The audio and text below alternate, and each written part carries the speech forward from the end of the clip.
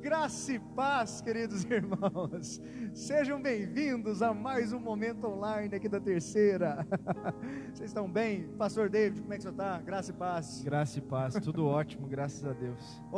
Vocês estão vendo que hoje a gente está sem aquele televisor, a gente colocou o nosso projetor embaixo da mesa, ele está indo lá na parede. De vez em quando, talvez vocês vão ver aí na casa de vocês, uma perna sobrando aqui, a imagem sumindo.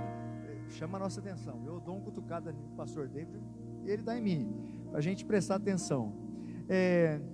Vamos abrir nossas Bíblias, livro dos Hebreus, livro de Hebreus, no seu capítulo 13, livro de Hebreus, no capítulo 13, melhor dizendo, Epístola aos Hebreus, em seu capítulo 13, leremos a partir do primeiro versículo. Noé Carvalho pergunta aqui: como faço para ir ao culto de domingo à noite? Basta ligar na secretaria e falar com o Marcelo. Todas as inscrições, tanto para o culto da manhã, às 9, como o culto às 19, são feitas através do telefone da nossa secretaria. DDD 35 3623 1758. 3623 1758, falar com o Marcelo. Ou passar uma mensagem de texto através do WhatsApp também. Ele consegue ver a mensagem e já fazer a inscrição. Tá joia? Vamos ler. Assim está escrito na palavra do Senhor. Seja constante o amor fraternal. Não negligencieis a hospitalidade, pois alguns, praticando-a sem o saber, acolheram anjos. Lembrai-vos dos encarcerados, como se presos com eles, dos que sofrem maus tratos, como se com efeito vós mesmos, em pessoa, fosseis os maltratados. Digno de honra entre todos seja o matrimônio, bem como o leito sem mácula, porque Deus julgará os impuros e adúlteros. Seja a vossa vida sem avareza, contentai-vos com as coisas que tendes, porque Ele tem dito: de maneira alguma te deixarei, nunca, jamais te abandonarei. Assim, afirmemos confiantemente: o Senhor é o meu auxílio, não temerei. O que me poderá fazer o homem? Louvado seja Deus por sua palavra. Peço para que você não feche a sua Bíblia, deixe-a aberta em Hebreus, no capítulo 13. E como fizemos há 3 semanas, gostaria de te perguntar: exatamente como você viveria se soubesse que só tem mais 30 dias de vida?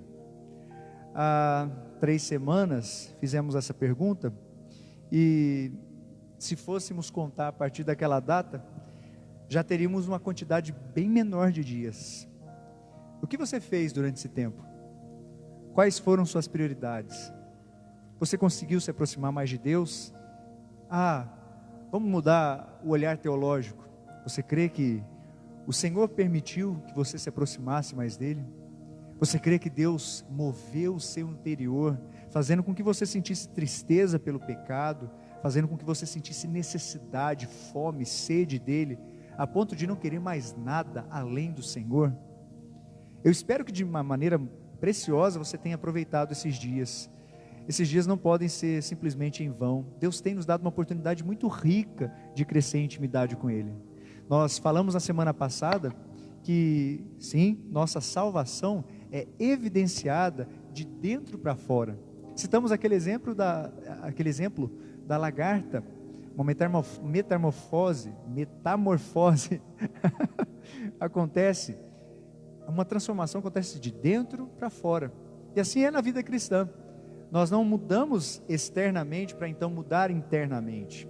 Aqueles que mudam coisas externas sem mudar internamente, não saem da superficialidade religiosa, e isso nós desprezamos.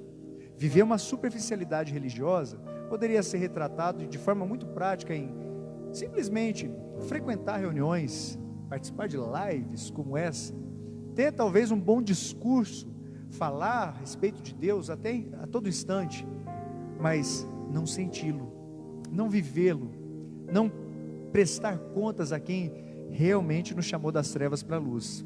Deus é o ser, é o agente ativo nessa salvação de dentro para fora. Também falamos na semana passada que a nossa salvação é evidenciada com o amor fraternal. Por quê? Aqui o texto fala sobre encarcerados, aliás, hospitalidade, fala em encarcerados, fala de pessoas que sofreram maus tratos. A nossa vida espiritual em Cristo, ela tem uma aplicação prática maravilhosa. Ela transborda em relação ao que nós recebemos, nós repassaremos.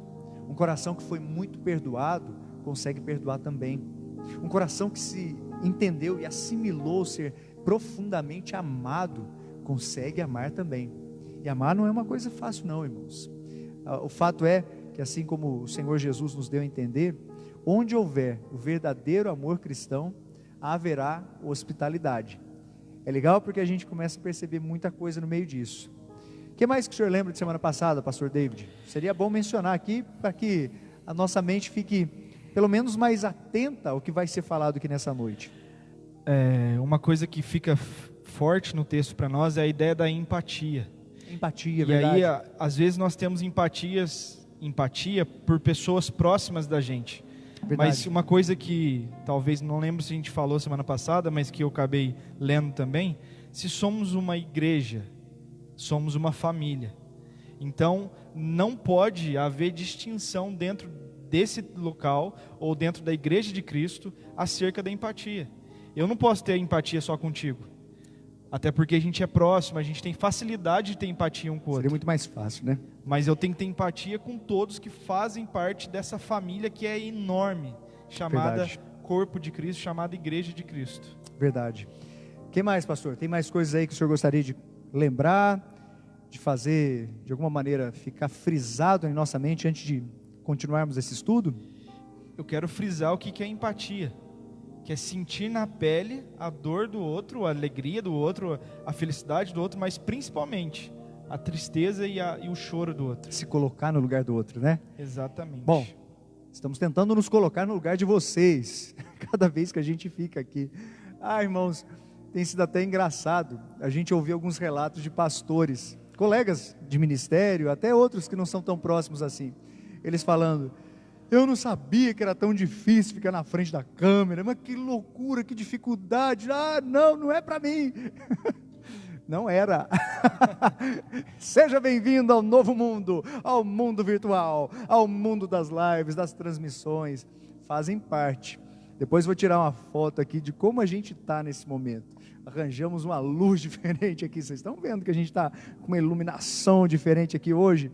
Eu espero que de alguma maneira facilite a assimilação do conteúdo. O mais importante é não deixarmos de ser bíblicos, porque no momento que deixarmos de ser bíblicos, tudo é colocado a perder. Ou isso aqui vai ser mais entretenimento do que qualquer outra coisa.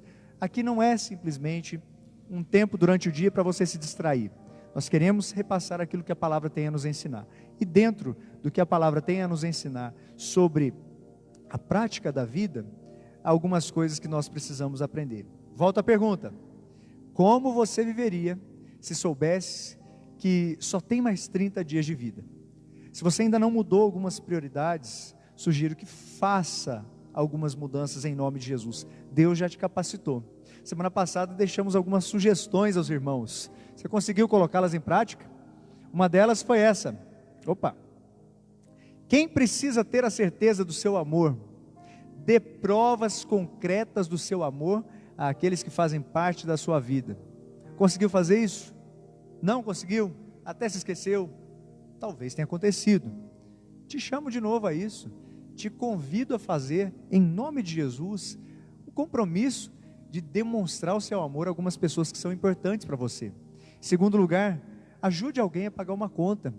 Alguns já receberam o 5º dia útil do mês aí, que maravilha!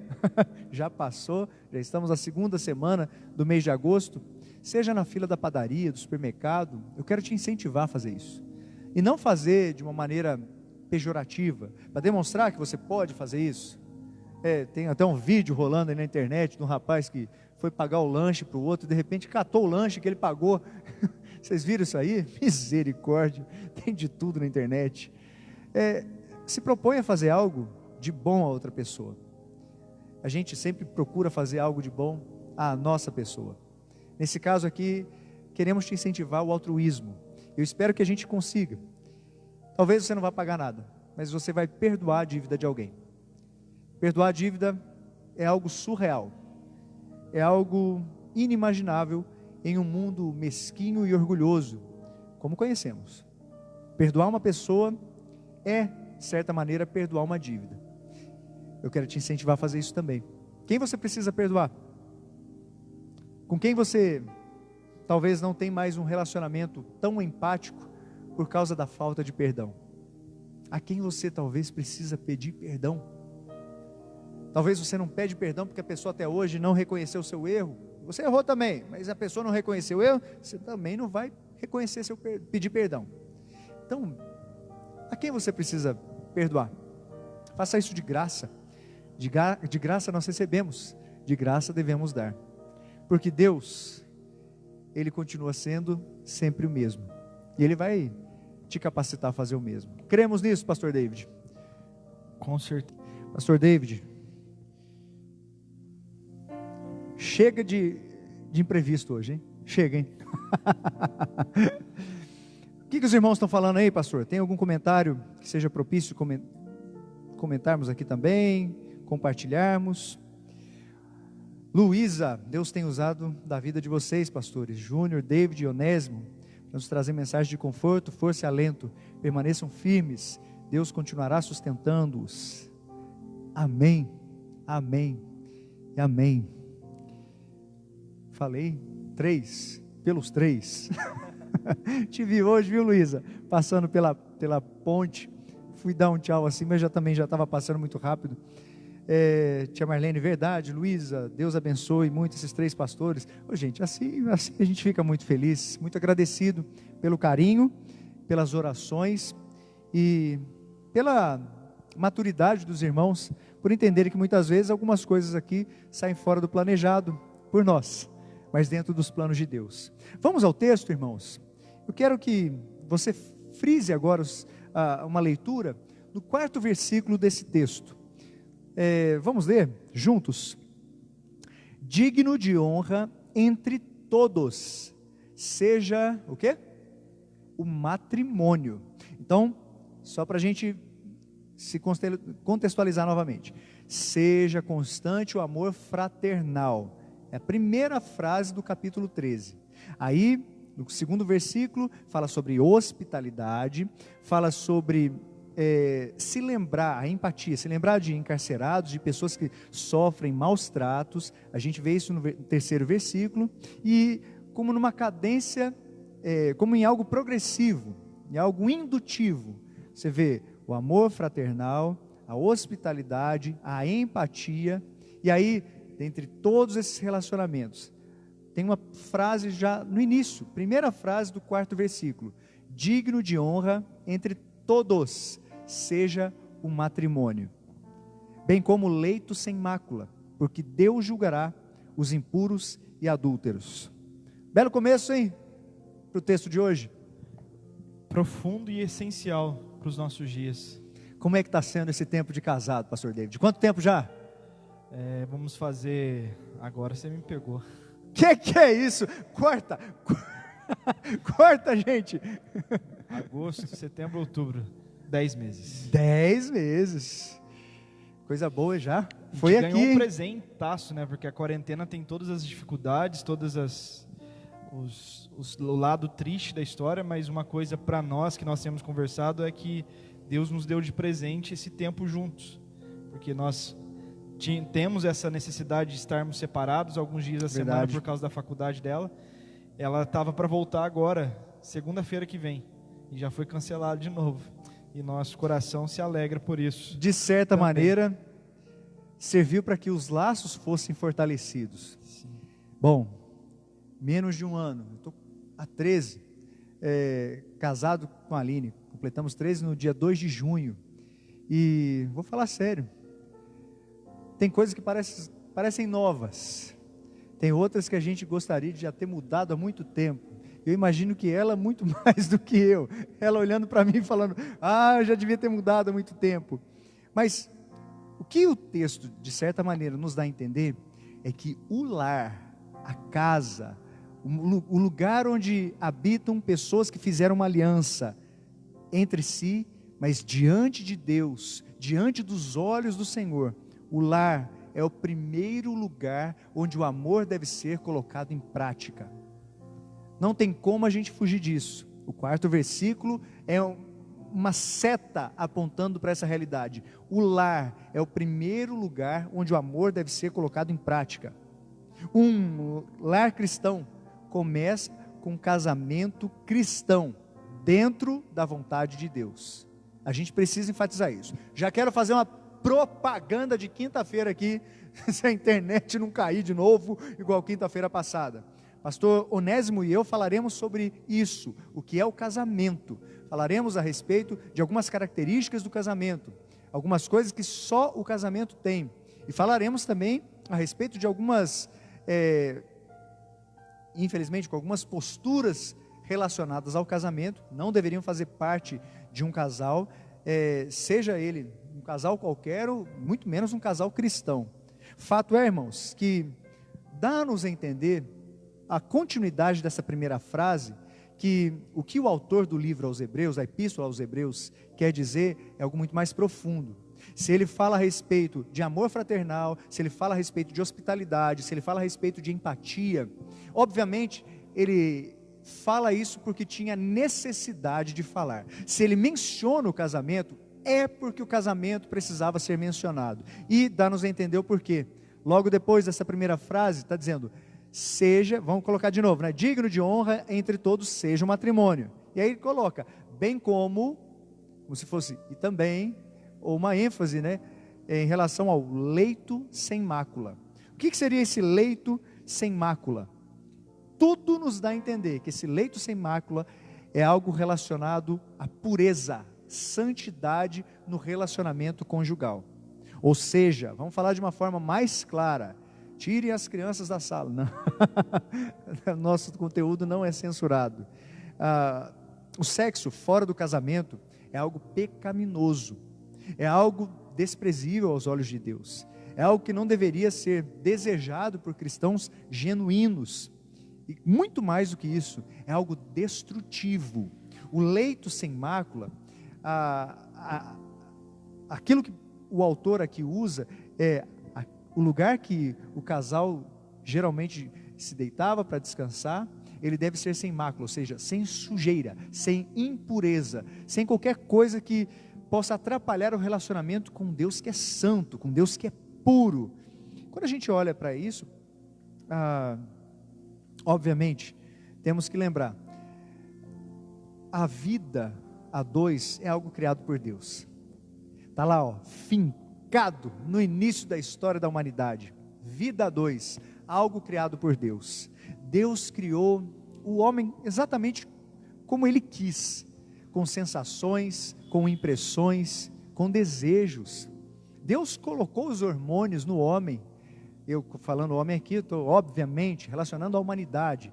Eu não vou entrar naquele discurso de ficar usando masculino e feminino toda hora não, viu, irmãos? Isso aqui, vamos entender, vamos ser mais abrangente, por favor. O detalhe é que a sexualidade foi algo criado por Deus, é uma bênção.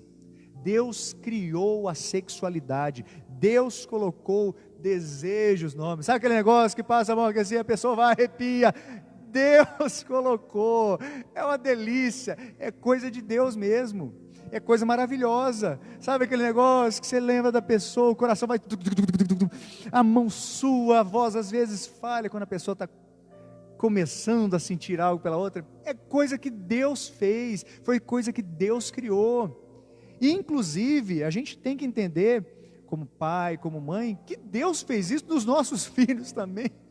Eu procuro, de certa maneira, evitar pensar nisso, mas eu preciso pensar nisso, eu preciso ser realista, e eu oro, para que um dia a Mariana encontre um homem, segundo o coração de Deus, um cara que ama a Deus, mais do que vai amar a Mariana, um cara que realmente vai, não só inspirar confiança na gente, esse é o que todo pai quer, né?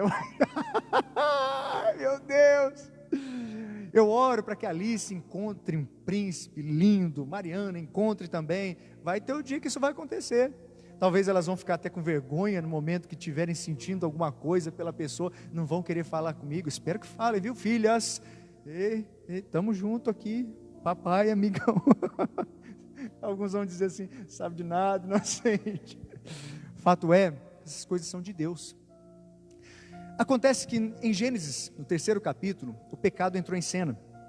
E quando o homem conheceu o pecado, tudo que era perfeito foi danificado pelo pecado. Tudo que era lindo, maravilhoso, precioso, foi estragado pelo pecado. Aí a gente começa a pensar, sexualidade foi algo criado por Deus. Então, já existia antes da queda. O sexo dentro dos laços protetores do casamento vai enriquecer, vai ser algo acolhedor, vai ser algo que vai glorificar o nome de Deus. Aleluia! Glorifiquem casados, glorifiquem ao Senhor, em nome de Jesus. O problema é que a impureza, ela existe. E tem algo, pastor, diversos pastores falam, em congressos, em encontros pastorais. É muito legal porque eles falam assim, sexo fora do casamento, antes do casamento, é chamado de fornicação. Biblicamente, vemos que isso é pecado. Deus não permite sexo antes do casamento. Depois do casamento, o sexo fora do casamento é pecado, é chamado de adultério. Mas sexo no casamento é ordem. E aí a gente fala, aleluia! Posso ouvir um amém, igreja? Não tem ninguém na igreja. É mandamento, é bênção de Deus para a vida do casal. E enquanto essa frase aqui, ela não for pelo menos repercutida dentro do nosso coração, talvez tudo que é normal aos olhos das pessoas, pode passar a ser normal aos nossos olhos também. E vamos falar sério? O que não falta é deturpação do que isso é hoje na nossa sociedade. Ou seja, queria enfatizar, se a prática da vida é algo relacionado de dentro para fora, é evidenciado no amor fraternal, a prática da vida, nesse caso, começa dentro de casa. A nossa salvação começa dentro de casa. Especificamente falando aqui a respeito do casamento, você vai ver que esse termo impureza tem diversas citações aqui no Novo Testamento. A gente poderia falar a respeito de algumas delas, mas eu gostaria que você parasse para pensar nisso. Deus fez algo que é bom, e o pecado, como em tudo nesse mundo, o pecado trouxe danos que podem ser irreparáveis, se de alguma maneira isso não for solucionado em Cristo Jesus. Pastor David, o que mais que a gente pode falar sobre isso aqui? É interessante quando ele usa essa ideia digno de honra, é um matrimônio, porque eu tenho experimentado isso agora 10 meses, o processo de santificação na nossa vida, ele começa no nosso relacionamento. Verdade. Quando o marido e a esposa estão ligados a Deus, um vai ajudar e auxiliar o outro para se aproximar cada vez mais de Deus. Amém. Porque o casal ganha com isso. Verdade. Porque quanto mais próximo eu estiver de Deus, mais eu vou amar minha esposa, mais eu vou ter olhar para a palavra de Deus e saber que eu preciso dar a minha vida em favor dela. Não sei se você lembra, mas na mensagem do seu casamento eu falei sobre isso. E eu me lembro que eu olhei nos olhos desse rapaz, distinto senhor aqui. Até então não era senhor não, mas agora aí seria. Falei, pastor David, nesse caso falei, David, ame a Nayane menos do que você deve amar a Deus. Ame mais a Deus do que a Nayane. Assim a Nayane vai ter segurança no seu amor. Isso é uma coisa que eu tenho que fazer todos os dias olhando para o espelho. Se eu não amar mais a Deus do que qualquer pessoa nesse mundo, o meu amor à minha esposa, nesse caso, o meu amor à Aline, vai ser deficitário. Vai ser menos do que poderia ser dado. Isso é triste. Aí, se eu amar a Deus menos do que eu deveria, você colocar qualquer coisa antes de amar a Deus, meu amor, a minha esposa vai ser já prejudicado, o amor às filhas, o amor ao ministério, o amor aos amigos, tudo vai ser prejudicado. E aí você começa a pegar essa lista de coisas, minha empatia vai ser prejudicada, a minha hospitalidade vai ser prejudicada, o amor fraternal vai ser prejudicado. se não amarmos a Deus acima de tudo, obviamente teremos muitos problemas. Olhando aqui, pastor David, Deus, de certa maneira, coloca um ponto aqui para as pessoas refletirem. O autor da epístola coloca: Deus julgará os impuros e adúlteros. O que o texto está dizendo não tem duplo sentido. Deus julgará os impuros e adúlteros. De que maneira Deus vai fazer isso? De que maneira Deus julgará os impuros e adúlteros? Se você puder, confira em Romanos, no primeiro capítulo, a partir do versículo 24. Lemos esse texto há 2 semanas, pastor Onésimo e eu. Você vai ver que talvez esses impuros e adúlteros vão ser julgados pelos próprios problemas em seus corpos. O julgamento de Deus, ele acontece muitas vezes assim, pelo próprio corpo da pessoa. Sem dúvida, esses serão julgados também no julgamento final.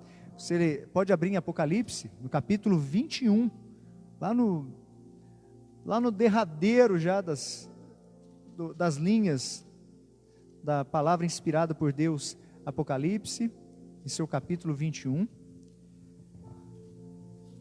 Os mapas não são inspirados por Deus não, mas eles ajudam. Apocalipse 21, no 8º versículo, olha o que diz: quanto porém aos covardes, aos incrédulos, aos abomináveis, aos assassinos, aos impuros, aos feiticeiros, aos idólatras e a todos os mentirosos, a parte que lhes cabe será no lago que arde com fogo e enxofre, a saber, a segunda morte. É pesado isso. Nessa questão de abomináveis, questão de impuros, você pode com toda certeza relacionar ao texto, impuros e adúlteros. No capítulo 22 de Apocalipse, ainda no último capítulo aqui da Bíblia, versículo 15, olha o que está escrito: fora do quê? Fora da vida com o Senhor, fora ficam os cães, os feiticeiros, os impuros, os assassinos, os idólatras e todo aquele que ama e pratica a mentira. Irmãos, isso aqui não é brincadeira e não é historinha para boi dormir não. Isso aqui é coisa séria, é palavra de Deus, palavra inspirada por Deus. Quando a gente pensa nesses, talvez a gente não relacione aos cristãos. E os cristãos que se tornam, nesse caso, impuros, adúlteros, a gente percebe que os cristãos que cometem esses pecados, obviamente, podem ser perdoados por Deus. Nós cremos no perdão de Deus e cremos inclusive na reconciliação. Cremos que Deus pode abençoar uma relação que foi manchada, foi machucada, foi praticamente destruída por causa de uma traição, por causa de um adultério, por causa de uma impureza. Mas é possível que algumas recompensas sejam perdidas. Lá em Efésios, no 5º capítulo, a partir do 5º versículo, você vai ler um trecho das Escrituras que não temos tantas coisas escritas. Tinha um professor que ele falava assim: tem coisas que a Bíblia fala de uma forma muito clara, tem outras que é como se Deus sussurrasse, ele soltasse alguns sussurros para a gente. A partir do 5º versículo de Efésios, olha o que diz: sabei pois isto, nenhum incontinente, ou impuro, ou avarento, que é idólatra, tem herança no reino de Cristo e de Deus. Ninguém vos engane com palavras vãs, porque por essas coisas vem a ira de Deus sobre os filhos da desobediência.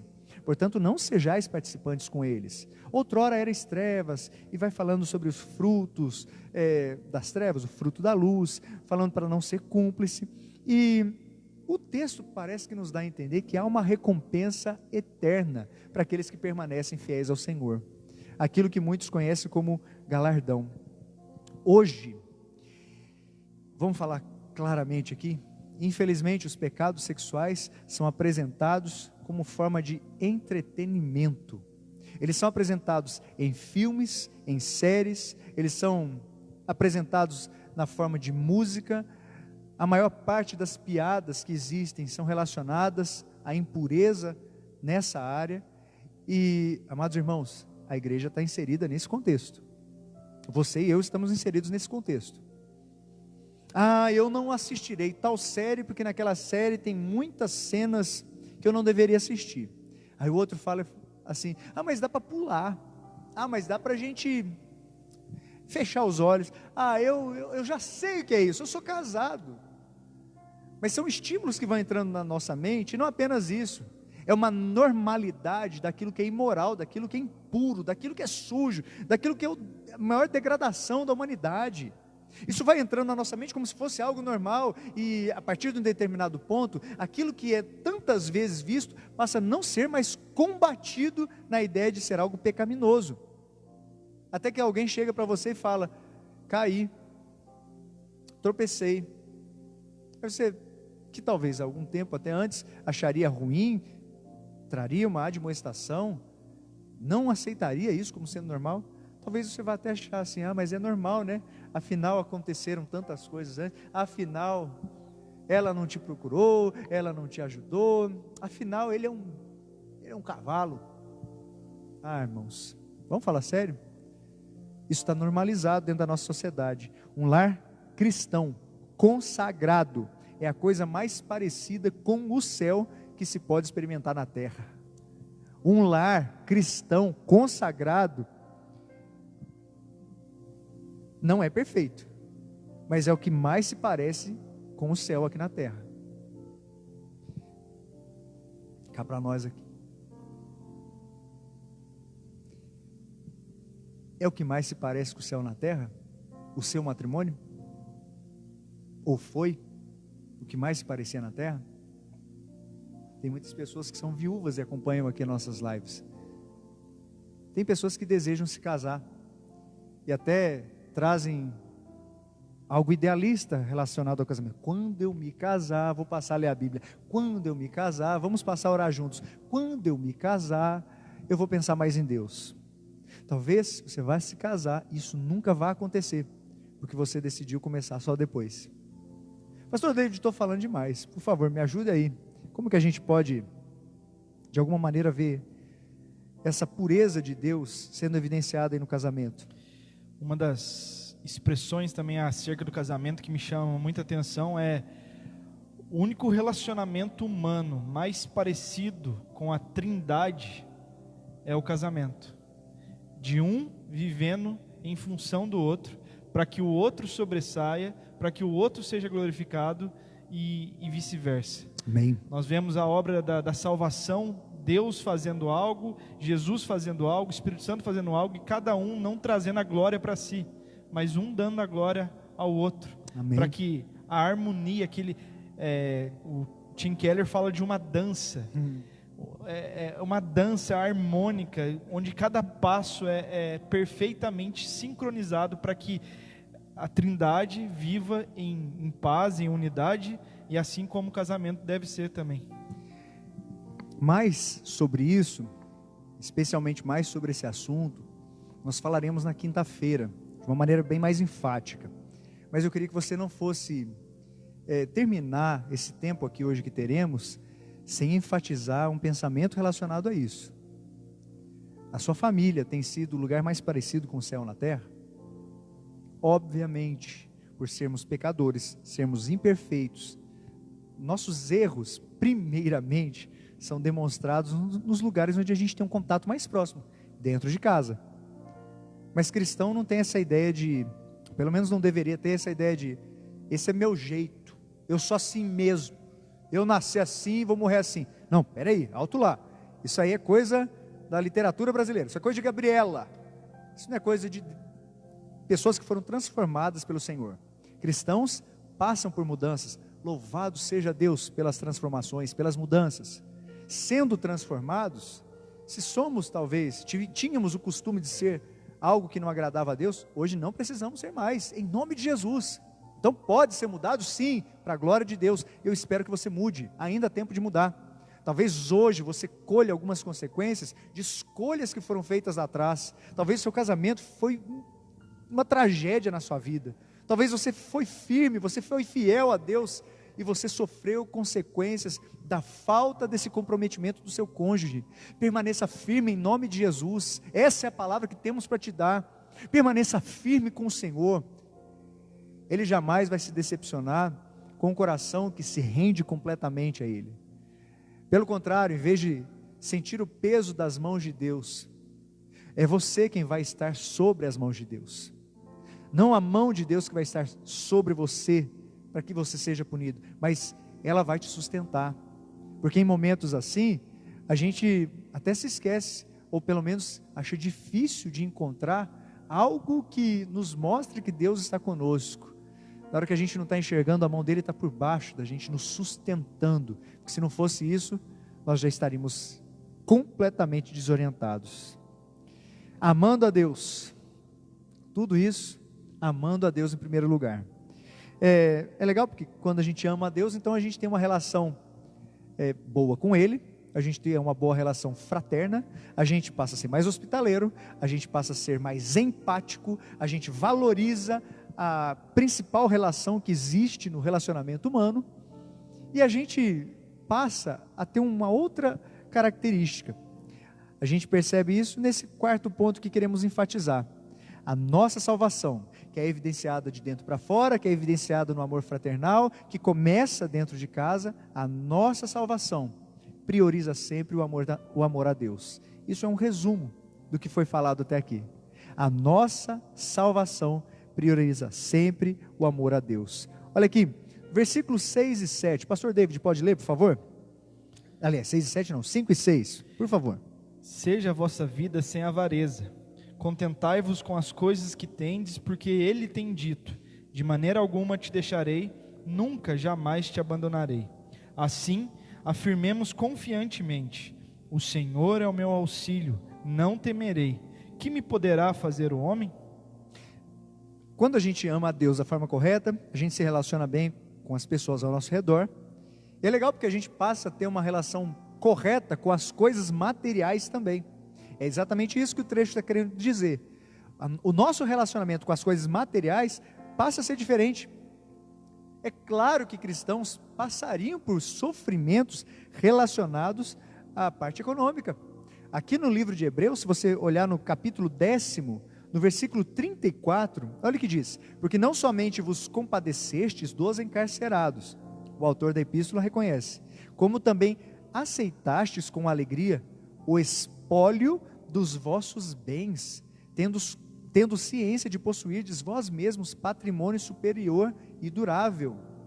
Esses receptores da carta já tinham sofrido espólio, ou seja, já tinham sido saqueados, já tinham sido roubados, já tinham injustamente perdido suas coisas por serem cristãos.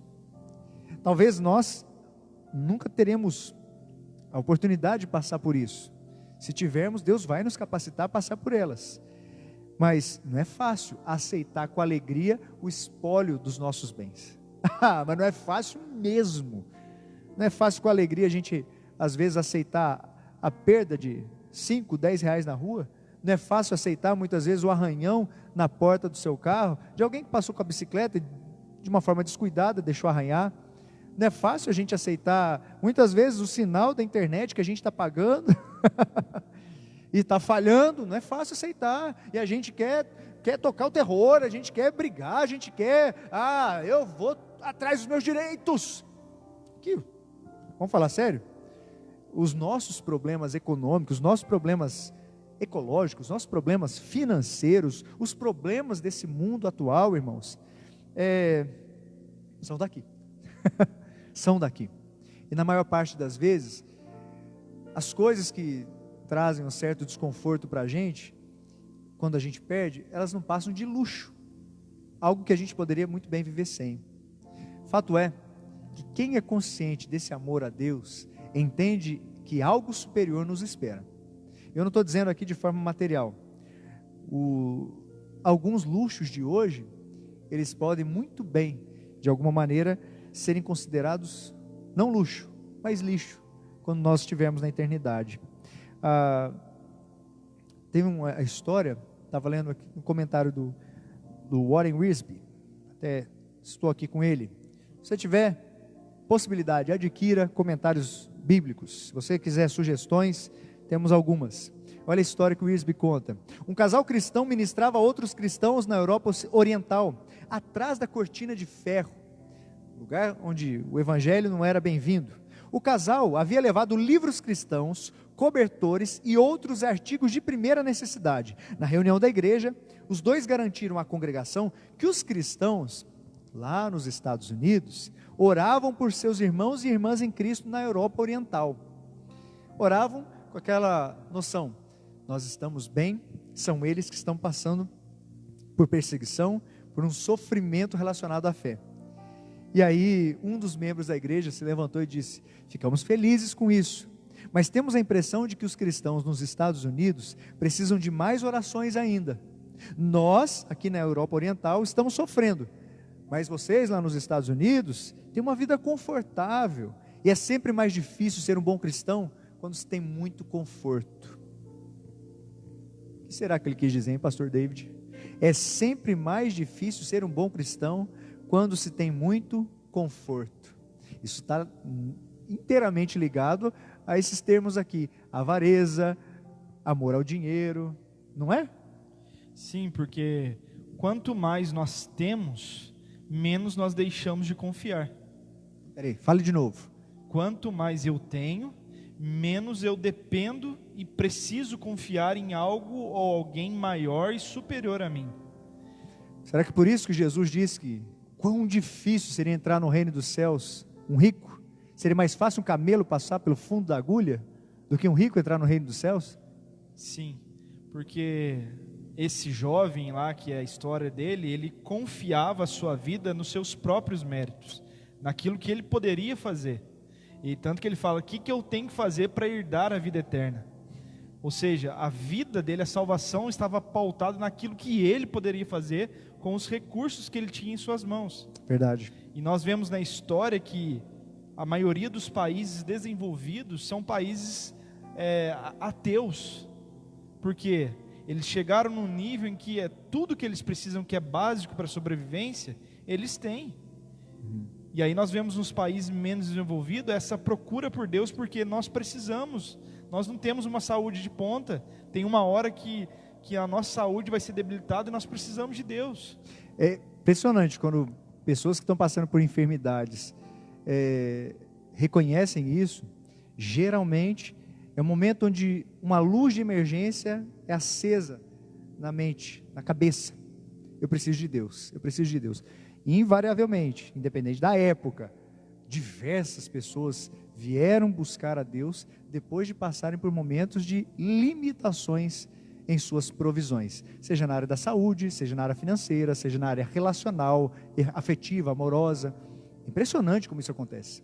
A gente percebe que o que o texto diz aqui: seja a vossa vida sem avareza.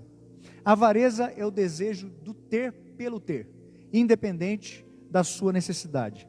É ter mais, quer você precise ou não.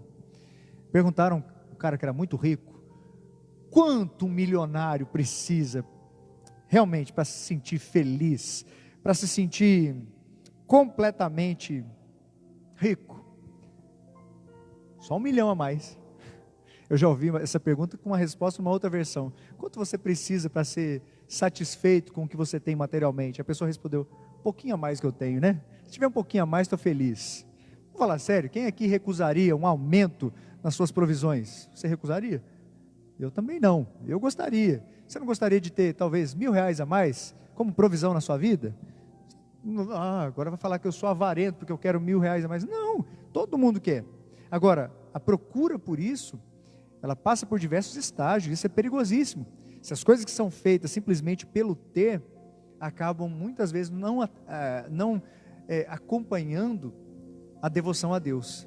Porque vamos falar sério, quanto mais a gente deseja ter pelo ter, simplesmente ter por querer ter mais, a gente vai se esquecer de Deus, a gente acaba deixando Deus de lado. O contentamento precisa estar relacionado a Deus. Sem contentamento, aliás, sem Deus, não é possível ter contentamento. Não é o contrário, sem contentamento não é possível ter Deus. Não, é exatamente isso. Sem Deus, é impossível a gente se contentar com o que tem e com quem nós temos também. Perdão, te cortei. Tem uma frase que eu ouvi há muito tempo atrás, e até de um músico cristão que o estilo de música dele nem me é agradável, que é o Irmão Lázaro. Já famoso, se não me engano, virou agora deputado também. Ele uma vez numa ministração de um CD dele, ou de um show dele, Como é que era a música? Eu esqueci. A Minha Vida é do Mestre. A minha vida é do mestre. Eu não vou me arriscar a Isso aí, cantar isso aí, aqui, porque pô, senão o pessoal vai pastor. desligar a live lá em casa. Eu vou botar, Não. marcar o Felipe aqui no horário para ele ver aqui. Ele todo dia pede para você cantar, ué. Ele disse uma frase uma vez que eu nunca mais esqueci e tem muito a ver com essa história da avareza e tudo mais. Ele falou assim: nunca deixe o dinheiro encontrar o caminho do seu coração, porque o dia que ele encontrar, certamente você estará em maus apuros aí. Dinheiro. A gente lê em 1 Timóteo muita coisa sobre esse amor ao dinheiro, amor do dinheiro, a raiz de todos os males. O reverendo Hernandes sempre fala sobre isso. Dinheiro é um bom servo, mas ele é um péssimo senhor. Através do dinheiro a gente consegue muita coisa boa. Através do dinheiro a gente consegue abençoar a vida de outras pessoas. A gente consegue coisas para o nosso próprio aprazimento. Através do dinheiro nós conseguimos comprar alimento, a gente consegue comprar roupa, a gente consegue sustentar muitas pessoas. Através do dinheiro a gente abençoa a vida da igreja, a gente abençoa a vida de missionários, de pastores. Através do dinheiro, a gente pode planejar coisas que são maravilhosas, uma viagem em família, um curso que você quer fazer, você pode planejar uma reforma na sua casa. O dinheiro é bom, é muito bom mesmo. Sem ele, não tem como a gente viver nesse mundo. Agora, será que tem horas que a gente não considera o dinheiro muito mais do que uma moeda? Acaba considerando o dinheiro como um Deus. É uma frase que parece ser frase de efeito, mas foi dita isso num curso que foi dado pelo reverendo Hernandes lá na Igreja Presbiteriana de Pinheiros. Se você puder, acesse o canal da Igreja Presbiteriana de Pinheiros. Inscreva-se no canal da Igreja Presbiteriana de Pinheiros. É uma igreja que agora está com o seu canal funcionando 24 horas por dia, com mensagens todos os dias. Um dos pastores da igreja é daqui de Itajubá, é o reverendo Nilson, e a gente o conhece como Nilcinho, muito querido. Se você estiver nos vendo, Nilcinho, um abraço para você, nosso carinho e nossa admiração também. E o reverendo Hernandes falou assim: hoje o dinheiro é muito mais do que uma moeda a ser utilizada, é um Deus que está sendo adorado no nosso mundo.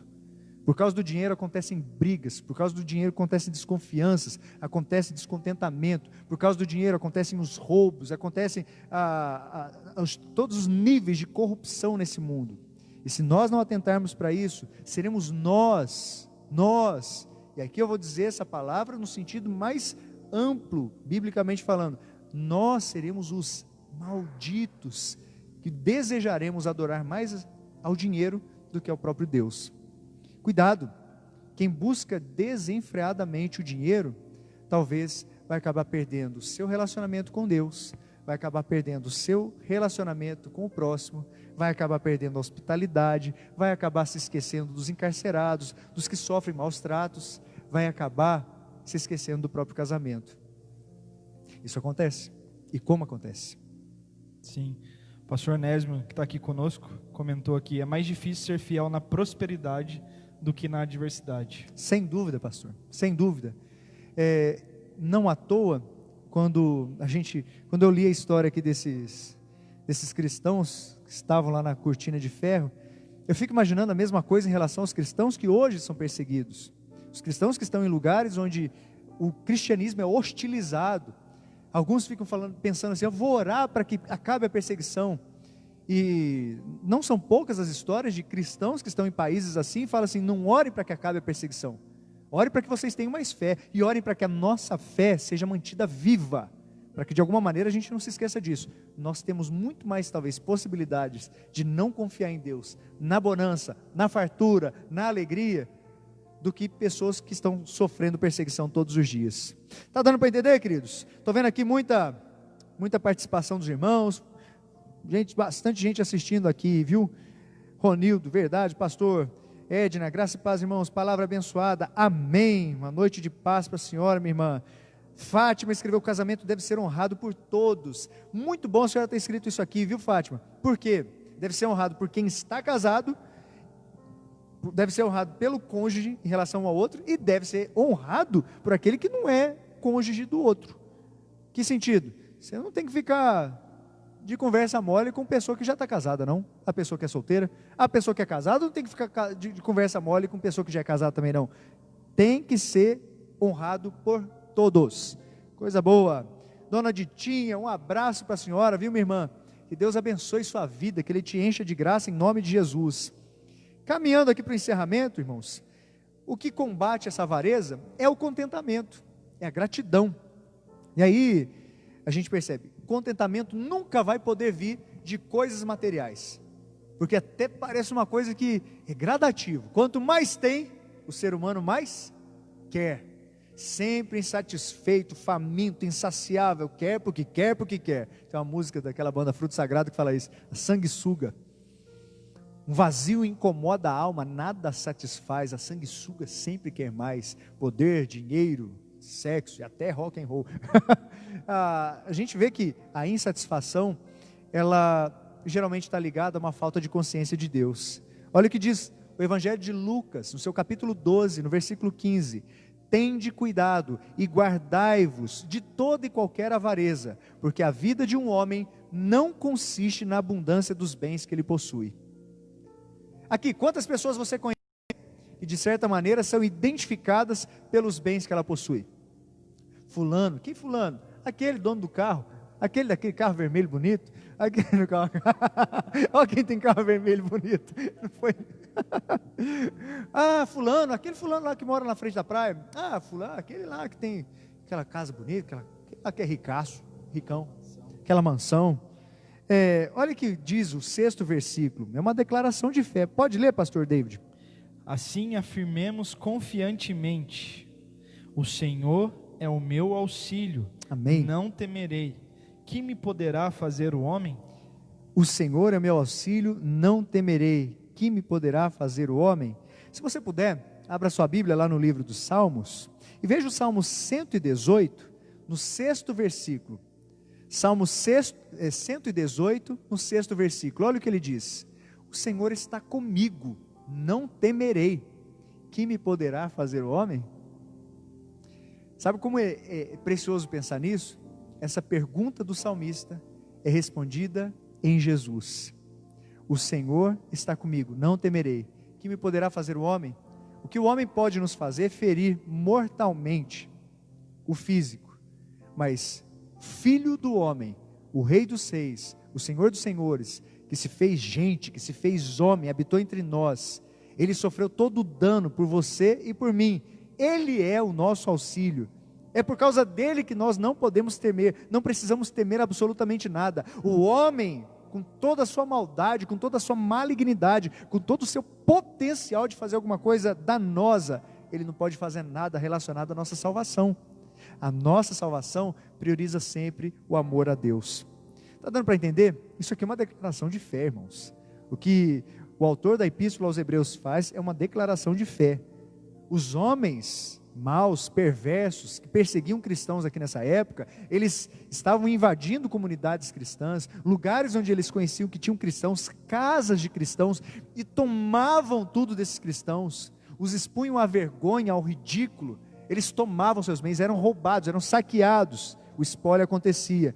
E o fato é que o autor da Epístola aos Hebreus reconhece aqui, todas as nossas necessidades serão supridas em Deus, pois o Senhor é o meu auxílio, não temerei. Que me poderá fazer o homem?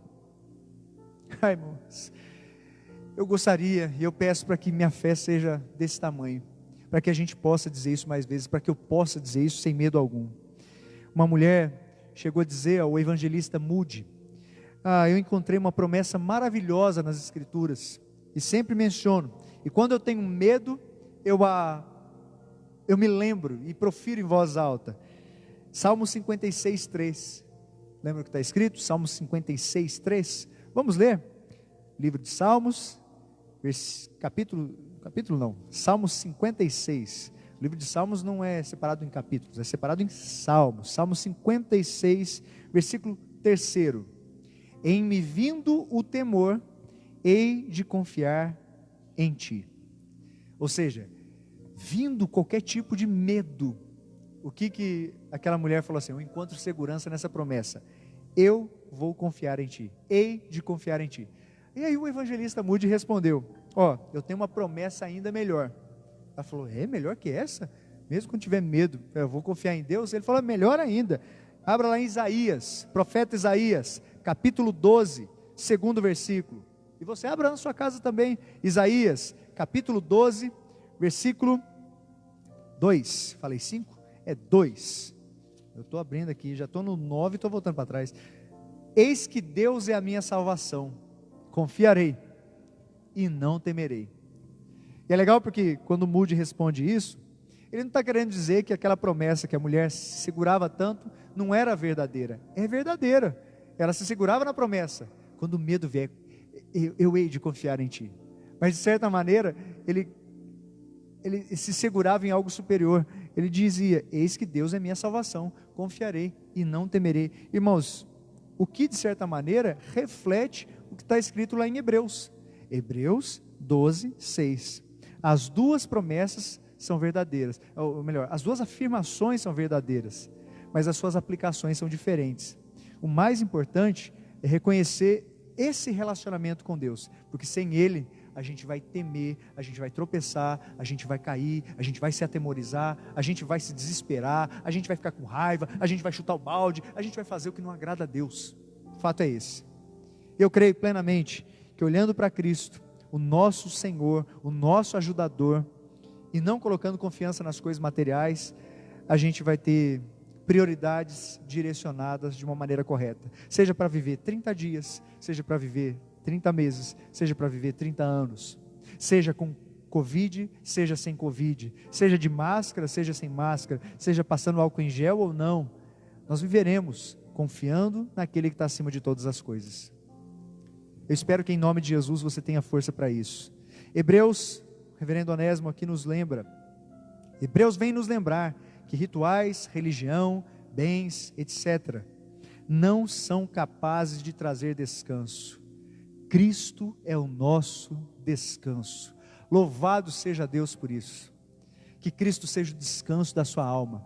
Se você tem se sentido cansado, não recuse o melhor e o maior convite que esse mundo já pôde ouvir. Vinde a mim, todos vós que estão cansados e sobrecarregados, e eu vos aliviarei. Esse convite é feito não por mim, por pastor David, qualquer igreja. Esse convite é feito pelo próprio Deus, a segunda pessoa da Trindade, o Senhor Jesus Cristo. Venha a Ele, entregue-se a Ele, encontre nele o descanso para a sua alma. E eu creio que sairemos mais fortalecidos desse tempo que estamos vivendo. Cremos nisso, pastor? Amém. Vamos orar? Convido você a baixar a sua fronte, abrir o seu coração e pedir para que Deus continue a te abençoar, falando ao seu coração. Vamos orar. Te louvamos, Santíssimo Deus, eterno Pai. Tu és o nosso Deus, Tu és o nosso Senhor. No Senhor estão firmados os nossos dias. Tua palavra nos ensina que quando nenhum desses dias havia ainda, o Senhor já conhecia todos. Afinal, todos os nossos dias foram escritos e determinados por Ti. Por isso podemos descansar. Se existe alguém que pensa em nossas vidas, muito antes de ser qualquer um de nós, muito antes de ser eu mesmo pensando a respeito de mim, é o Senhor pensando a meu respeito. Foi o Senhor que desenhou minha história. Foi o Senhor que me inseriu na família onde estou. Foi o Senhor quem fez com que eu pudesse ser chamado das trevas para a luz. Foi o Senhor que mudou minha história, mudou minha caminhada, mudou minha forma de enxergar a vida. Foi o Senhor que mudou minha cosmovisão. Foi o Senhor que arrancou dos meus olhos as escamas que não permitiam ver suas bênçãos, a sua presença, a sua provisão. É o Senhor quem vai sustentar os meus dias. Foi o Senhor quem fez com que eu pudesse hoje ser pastor da Terceira Igreja. Foi o Senhor que fez com que um dia, nós pudéssemos ter a noção de que esse mundo aqui não é tudo. Esse mundo faz parte de um todo, mas ele está muito longe de ser tudo. Louvado seja o seu nome, ó Deus. Podemos descansar na sua provisão. E aqui diante de Ti, reverentemente, suplicamos, ó Deus, não permita que o nosso coração esteja tão para baixo, nesse mundo que vivemos, ó Deus. Não permita que o nosso coração esteja apenas nesse mundo. Por isso, Senhor, pedimos, como se fosse um ensinamento de trás para frente, que o nosso coração, que a nossa vida tenha como prioridade esse relacionamento com o Senhor, que a nossa vida realmente tenha como evidência dessa salvação o relacionamento que temos dentro das nossas casas. Ó Deus, que a nossa vida e a nossa salvação seja vivenciada também com um amor fraternal, e em nome de Jesus, ó Deus, pedimos para que possamos experimentar muitas transformações de dentro para fora, todos os dias, enquanto estivermos vivendo. Nós suplicamos esse favor ao Senhor, e fazemos isso em nome de Jesus. Amém. Amém. Que Deus abençoe sua vida, que Ele te encha de graça, que Ele te presenteie nesses dias. Eu deixo como sugestões tudo que a gente já deixou nessas últimas semanas. Quer relembrar algumas delas? Aqui, descanse, demonstre interesse, recomece alguma atividade física, presenteie algum amigo, faça algum elogio que demonstre Cristo na sua vida. Outras sugestões, quem precisa ter certeza do seu amor, dê provas concretas do seu amor àqueles que fazem parte da sua vida, ajude alguém a pagar uma conta, perdoe a dívida de alguém, ou ainda, ligue e passe uma mensagem para alguém que você não vê há muito tempo. Tentou fazer isso essa semana? Tente, por favor, cozinhe junto com a sua família, faça algo que geralmente não fazem juntos, fortaleça os laços, faça uma doação. Eu creio que Deus há de nos abençoar e muito, se colocarmos algumas dessas coisas em prática, exercendo nesse caso, o amor fraternal, a hospitalidade, a empatia, o matrimônio puro e a não avareza, o contentamento no Senhor. Que Deus abençoe sua vida. Uma palavra final aos irmãos, pastor? Deus abençoe nosso restante de semana, que Deus abençoe sua família e que a gente continue firmes, ainda nesse processo de transição, até a volta da nova normalidade. Mas nós continuamos servindo a Deus com a alegria do nosso coração. Amém. Você que não fez sua inscrição para o domingo passado, para participar dos primeiros movimentos que estamos fazendo em relação ao culto presencial, você pode fazer isso nessa semana. Teremos 2 reuniões no próximo domingo. A princípio ainda teremos apenas 2 reuniões, pela manhã às 9 da manhã e à noite às 19. Você pode participar desde que dê o seu nome com antecedência ao secretário da igreja, nesse caso Marcelo. Ligue para a secretaria da igreja, telefone 3623-1758 e agende já o seu horário. Credo, pastor, chegar ao cúmulo de ter que agendar a participação em culto, a princípio vai ser assim, para que a gente não tenha o constrangimento de talvez ter muita gente, ter que pedir para que as pessoas retornem para os seus lares. Estamos orando para que o estado de Minas Gerais possa ter um avanço em relação ao combate à Covid. Hoje entendemos que na nossa cidade, que é classificada como zona amarela ainda, temos orado para que ela seja transformada em zona verde, para que os templos possam ter uma flexibilização maior, as academias possam ser abertas, assim como os restaurantes já foram abertos também, possam ter também uma noção, talvez se escolas voltarão ou não. Fato é que, assim como seria natural, o número de casos da Covid aqui em Itajubá aumentou, mas hoje, atualmente, o número de infectados diminuiu, pelo menos até o último boletim que tínhamos, diminuiu em relação à semana passada, e de uma maneira bem grande. Vamos orar para que Deus dê consciência àqueles que estão saudáveis, para que façam a sua parte, mas também de uma forma soberana, sobrenatural, possa controlar esse vírus. Se o Senhor não fizer, nós não vamos nos desesperar. Como lemos, nossa vida está nas mãos dEle. Ele é o nosso ajudador. Como o pastor Onésimo disse, Ele é o nosso descanso. Que Deus abençoe sua vida, viu, meu querido? Fique em paz. Deus sustente sua caminhada, sua vida, sua família, em nome de Jesus.